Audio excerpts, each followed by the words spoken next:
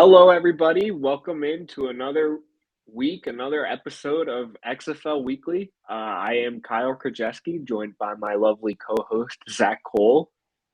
Yo, Gentlemen, sir, fella, how are you? How are you today? I'm doing all right. I'm excited to talk another week of some XFL, break down some new rules and some regulations for the season. I think it's exciting. It's cool hearing about all this new stuff. I can't wait to break it down with you.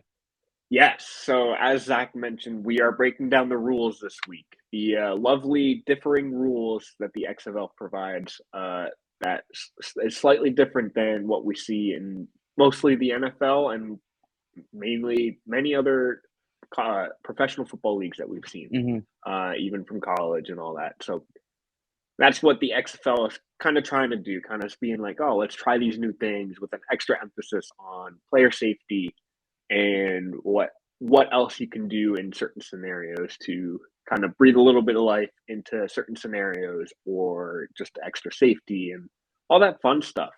But before we get into that, we are XFL Weekly. You can find us on Instagram and Twitter at XFL_weekly, YouTube at XFL Weekly. I think I'm doing some TikToks here at XFL Weekly. And we are also, if you're watching this, we are in podcast form, XFL Weekly, and you can find us pretty much wherever you listen to your podcast, if that's your jam. And thank you, before we get started, thank you for tuning in. Absolutely, absolutely. This isn't. But what we do is, of course, we love doing this. But there's nothing we love more than kind of getting that information out there to everyone else. So it's really a Absolutely. pleasure for us to take a passion and kind of spread it for other people to enjoy. Absolutely. Absolutely.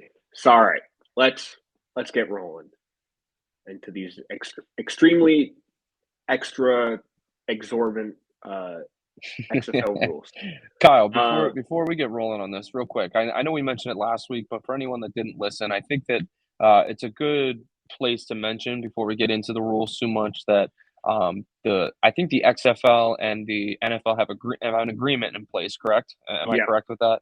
yeah, And we mentioned last week that it's kind of like a AAA versus the Major League baseball system where we might see some rules happening in the XFL that could one day be put into effect in the NFL. So that's why some of these might seem a little crazy or might seem a little bit outlandish.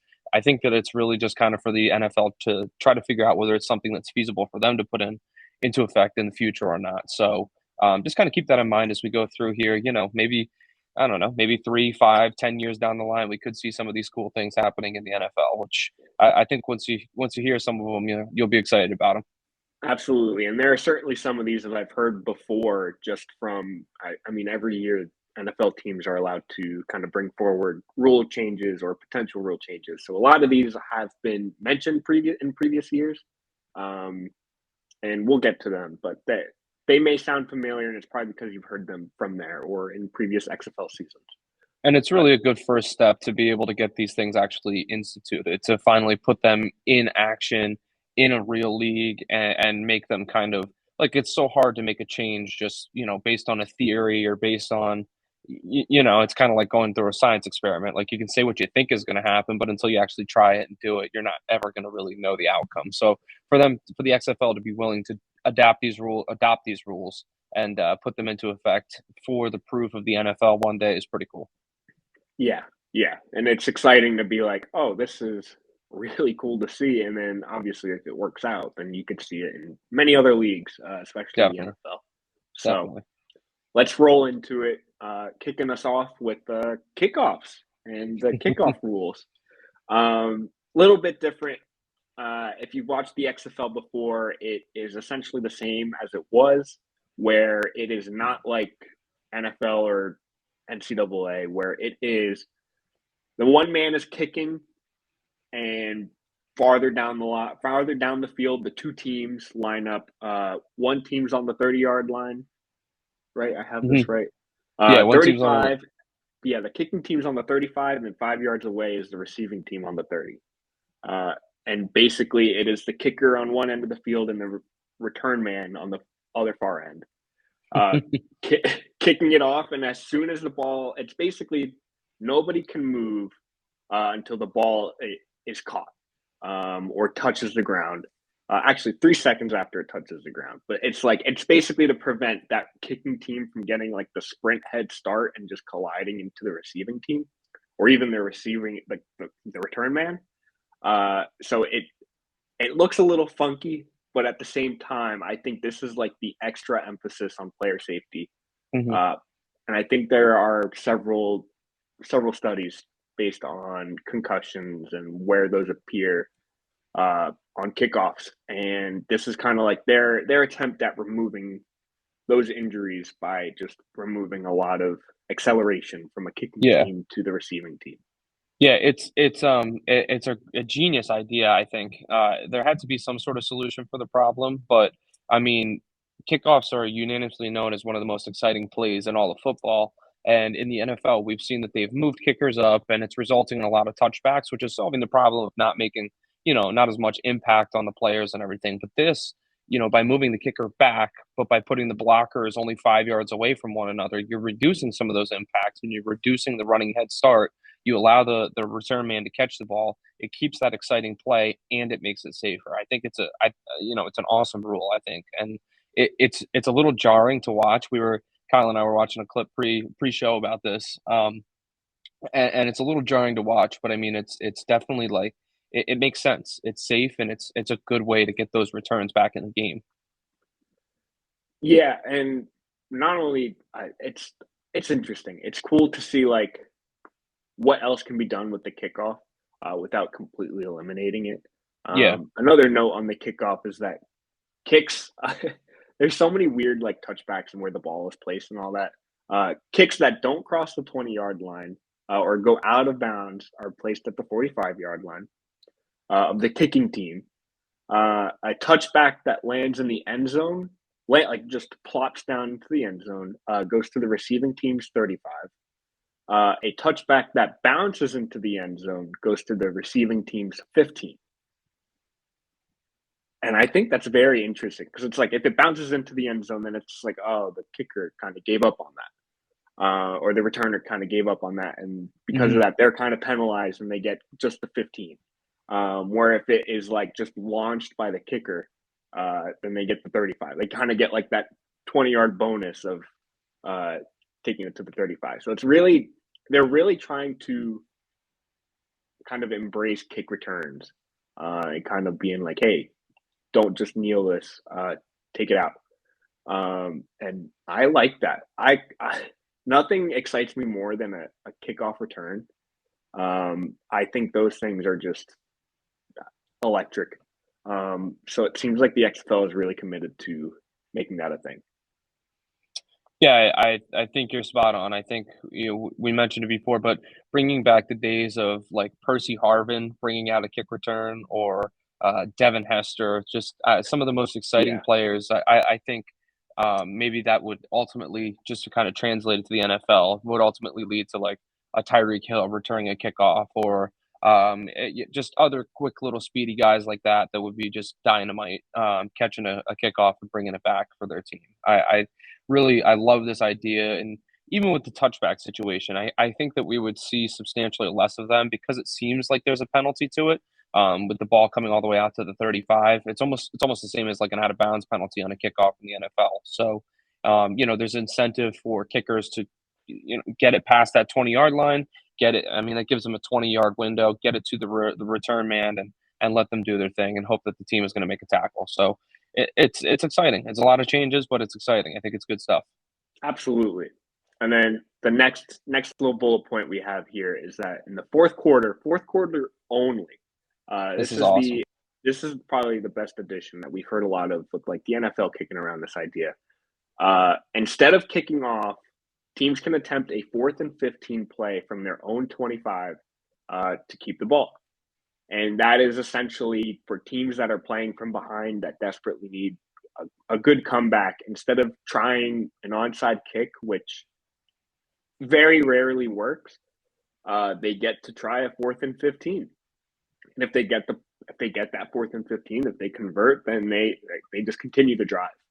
But then if they throw in an incomplete pass, then the other team gets the ball 25 yards away from the end zone. Yeah. So it's like you really have to try to convert a 4th and 15. But if you're playing from behind like 3 possessions, I it's almost like a no-brainer. It's just like, yeah, you kind of need this in order to kickstart that comeback. So Yeah. this is the exciting one. Yeah, absolutely. And kind of just jumping back to the onside kick. The onside kicks just don't it's not a successful thing anymore. I think that we've the skill players are so talented, and I don't want to sound too old man here, but with the gloves and there's just equipment and the formations and everything that are now in place, it's almost impossible to recover an onside kick. It's not really a secret when anyone's going for an onside kick anymore. They're between the analytics and things like that. Everyone kind of knows when everyone's going to go for it. And I have here, I just looked up the stats in 2021, 2022. The success rate of onside kicks was like 4%, which is just ridiculously low. You At 96% failure rate, it's almost probably just worth kicking it deep, you know. Yeah, So for them, like a 4th and 15, I'll have to do some research while we move on to our next point here. But I think it's a higher percentage to convert a 15-yard play than it is to convert an onside kick at this point. So it's just really, I think it's a really cool way, and it could make, like we talked about with the kick returns, it could make for some of the most exciting plays during an individual game. Just oh, they're going to go for it on 4th and 15. Where they're going to draw up. I think it could just be really cool for the game, and yeah, that's the kind of thing that I think people would love to watch, and yeah, it's just the high stakes aspect of it. It's neat. It's a good solution. I really hope that the 4th and 15 is where we see a lot of the fun trick plays, and not at all what we saw. We'll probably mention this team in this game quite a bit today, but not what we saw from the end of the Cowboys game this past week, Yeah. where it just looked like a jumbled up mess that really took 2 timeouts to figure out.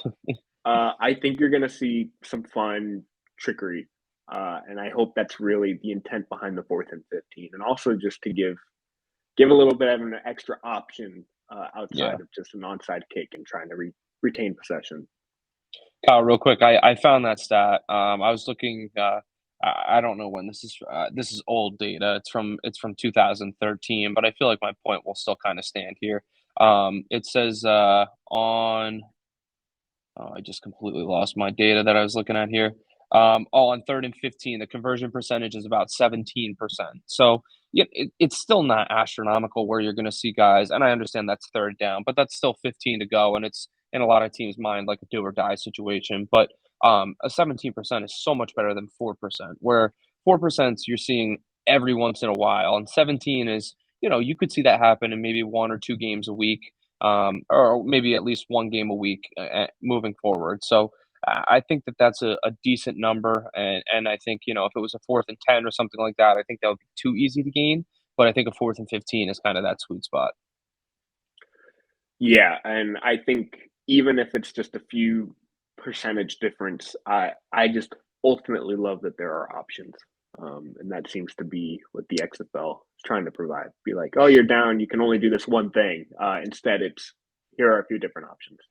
Well, and speaking of the different options that you have, the PAT is also different this year too, which is another Yes. another rule that we can talk about. So you have the good old traditional extra point kick, and I don't necessarily know the distance off the top of my head. I'd have to break into the rule book for that one. Maybe I can sick you on that, Kyle, for I'm on it. for the time being.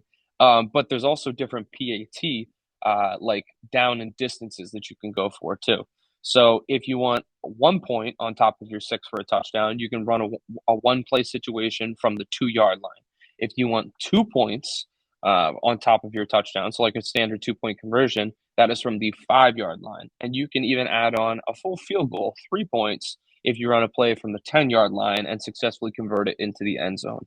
Which I think it's just really kind of crazy that now all these new scenarios kind of creep into mind, because if you're down, like it kind of it's cool. It takes the traditional game of football where you're working with the numbers 6, 7, and 3 over and over and over again because of touchdowns, extra point, and field goals, and now you're wrinkling into the mix 2 point conversions and these weird 9 point plays that you could potentially have if you convert a touchdown and a 3 point conversion. So I think that just all of the kind of new scenarios that it opens up are pretty cool and can I don't know. I think it can just change the game in a more dynamic way. let me tell you, the guys at Scorigami are probably going to have a field day if this ever makes it to the NFL. There's going to be all kinds of weird outcomes. So I think it's pretty neat. I'm all for it.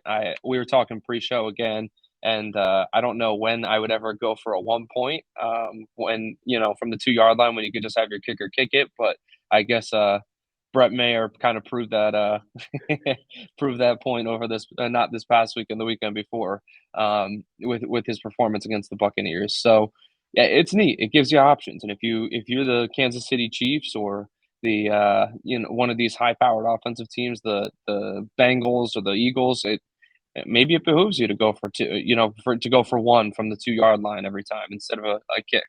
Who knows? I think it's just pretty cool and pretty interesting.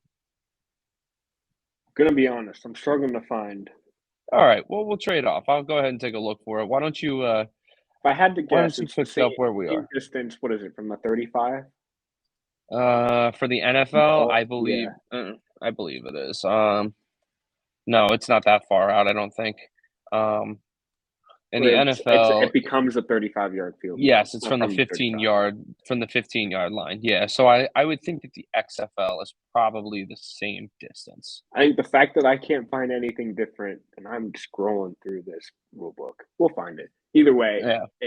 I you went through the whole discussion we had, but at 1, 2, and 3 extra points is going to be really fun and really different. And you said it best. Having the multiple options is really fun. I'm Definitely. just really hoping that we see a team just have a heavy emphasis on their offense, and that's the team that we see consistently go for three, whether that's their first touchdown of the game or if it's their fourth and they're up. Like just consistently go for two or three, and then maybe they're even just up one score and they go for the fourth and 15. Like I just Yeah. want to see a team just be really confident with their play calling, with their offense, and just go for the lead consistently. Well, I don't think anything will scare an opposing team than scoring the first touchdown of the game and going for three and converting. yeah, right. And you're in a 9-0 hole right out of the bat. You're in a two-possession game after one possession. Um, but that notion of one possession game, that goes out the window with this too. Absolutely. Which is pretty cool because I was just kind of thinking to myself, if you score, convert a three, you score, convert a three, that's 18 points right there, which conventional thinking is actually potentially a four possession game. It's two touchdowns and maybe two field goals. So it's kind of cool that something that simple can, or a rule change this simple can kind of completely reinvent the game of football, that's amazing. It's exciting. That's for sure.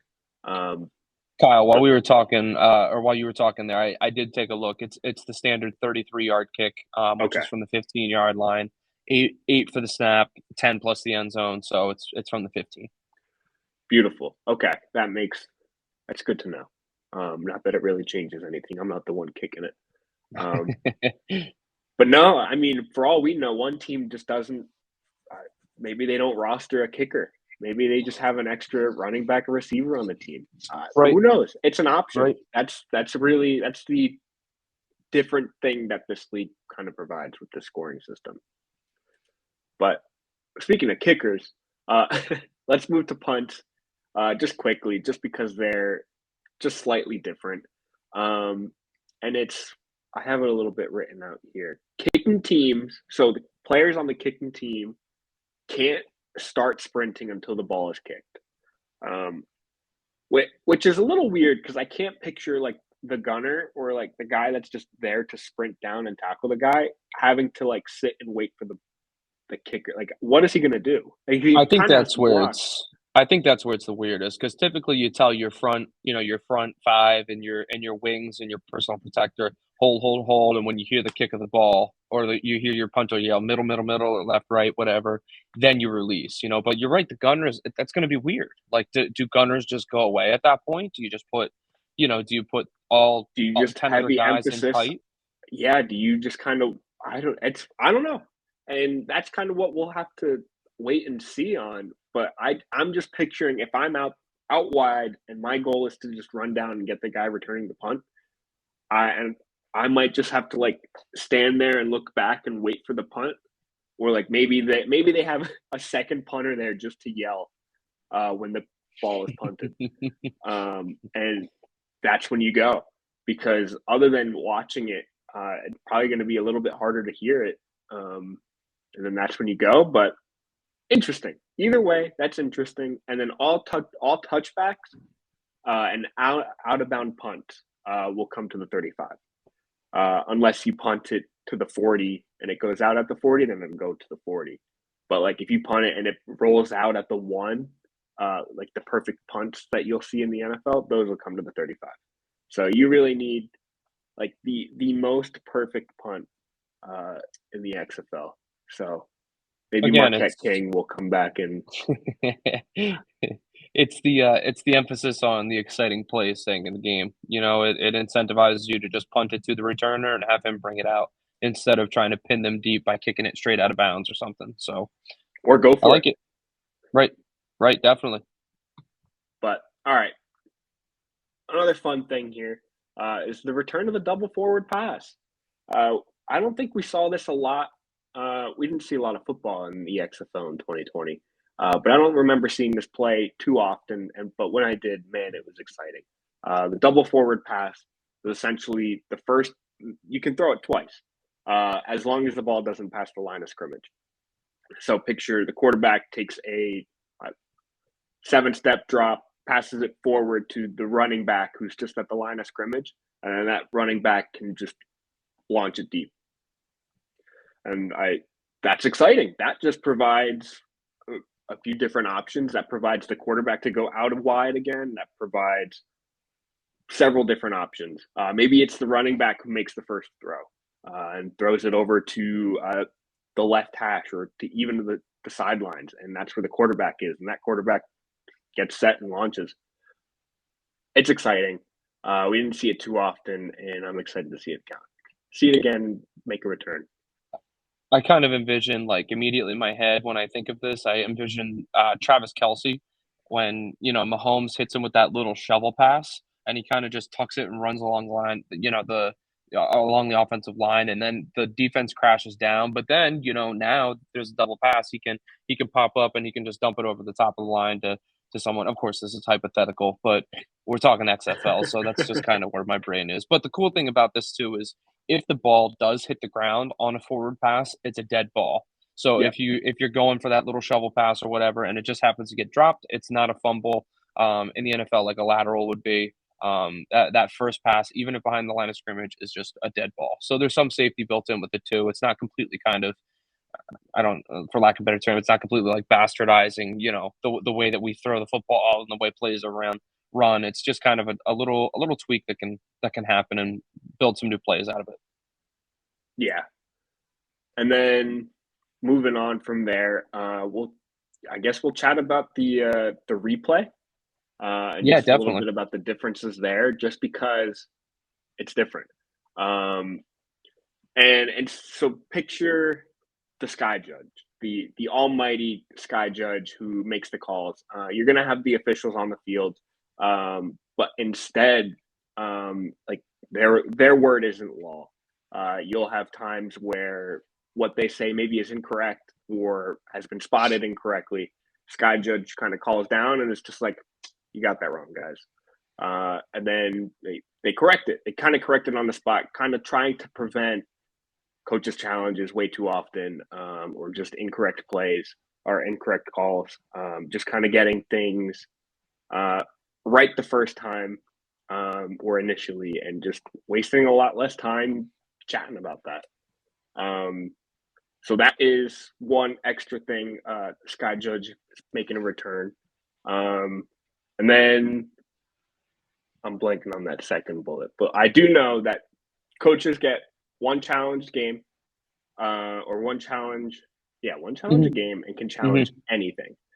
This includes penalties or the lack of penalties. So if there is a blatant pass interference and it just prevents the guy from catching the ball and it wasn't called, throw that red challenge flag, and they can take a look and be like, yeah, you're right, that was a pass interference, and then make the right call. Right. Um, So it's all there as long as the coaches have a timeout. They can make that one challenge. Yeah. Yeah, no, I think that the biggest thing is that you mentioned is if it's you have highlighted in bold here. This includes penalties or lack thereof. So if something is blatant, if it needs to be fixed, if it's going to ruin the outcome of the game, which we've seen unfortunately a decent amount of times recently, then they can take a look at it. And I think that that's big. And I think the key also is that they're given a limit of 60 seconds on reviews within the XFL. So it's going to keep the game moving because there's nothing I hate more than when a game just completely halts and stops because we have to look at something and have to make sure we get it right. And sometimes it's 10, 15 minutes before the game resumes. So I think keeping it 60 seconds is big time. Absolutely. And then speaking of time management, I guess our final rule discussion here. Oh, actually, missing two. But the clock. There are 3 timeouts per half. That's nothing crazy different. For the 2-minute warning, going out of bounds and incomplete passes only stop the clock to spot the ball. So it's you're not. They kind of want the clock to continually move. Mm-hmm. And then after the 2-minute warning, clock stops after first downs just to move the chains. So we see that rule in the NCAA. College football kind of has that in place, but we're not going to see we're not going to see spikes. Is essentially what what they're trying to prevent. They want 2-minute drills to be true 2-minute drills, not 8 minutes. And then overtime. Go for it. Real quick on the clock. I kind of prefer it that way. You know, when someone gets the ball, it's not like in the NFL. It sort of feels like if there's 40 seconds left, it's just like it's game over. You know, and this unless it's Patrick Mahomes or Josh Allen. But in this situation, it sort of feels like even if we're talking about a team that maybe doesn't have the best quick offense or they're a little more reliant on the run game or something. This at least kind of gives everyone a chance. You just have to pick up that first down, and you'll get the pause on the clock. Yep.